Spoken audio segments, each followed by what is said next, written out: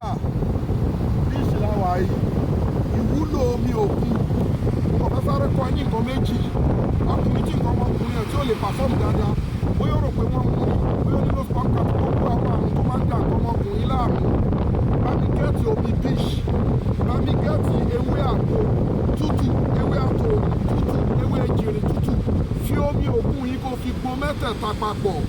Ọmọọba kò bù sára kó máa mú. Tó bá lè máa ṣe lóòjọ́ kó ti rọ́ omi yẹn sínú kéèkan kó máa ṣe kó ṣe tẹ̀lé fọ́jọ́ méje. Wàá rí pé nǹkan ọmọkùnrin yẹn máa gbéra dìde. Nínú ìwúlò omi òkun ni gbogbo ẹ débẹ̀. Ẹlẹ́kejì obìnrin tó pé kò rí píríọ̀dù ẹ̀ kò rí nǹkan oṣù ẹ̀. Àìrọ́mọbí ìdáláàmú ìwúlò omi òkun lélẹ́yẹ̀ ègé fún obìnrin tó ń wojú Ọlọ́run ọba fọ́mọ àbí tí ò rí píríọ̀dù ẹ̀ mọ́. Èyíkéyìí nínú àrùn tó ń da obìnrin láàmú tí ò lè jẹ́ kó kàn sí. Bá mi gbìyànjú kó bá mi wá omi òkun, omi beach by sea water. Kó wá ṣe kí ni o pẹ̀lú ewé àkókò. Kó bá mi gẹ́ẹ̀tì ewé àkókò, kó bá mi gẹ́ẹ̀tì ewé kẹ́ọ́fà, kó bá mi gẹ́ẹ̀tì ewé ejìrìn, ewé efinrin, ewé àkókò, ewé kẹ́ọ́fà, ewé efinrin, ewé ìbẹ́pẹ àti ewé ejìrìn. Ewé márààrún yìí òun ló máa fi omi òkun gbó. Kìí sí ní láìta alá tó bá bẹ̀rẹ̀ píríọ̀dù máa lò ó. Tó bá pẹ́ tí ò rí píríọ̀dù ẹ̀ ni ó kàn máa fi kọ́hún ìsebẹ̀.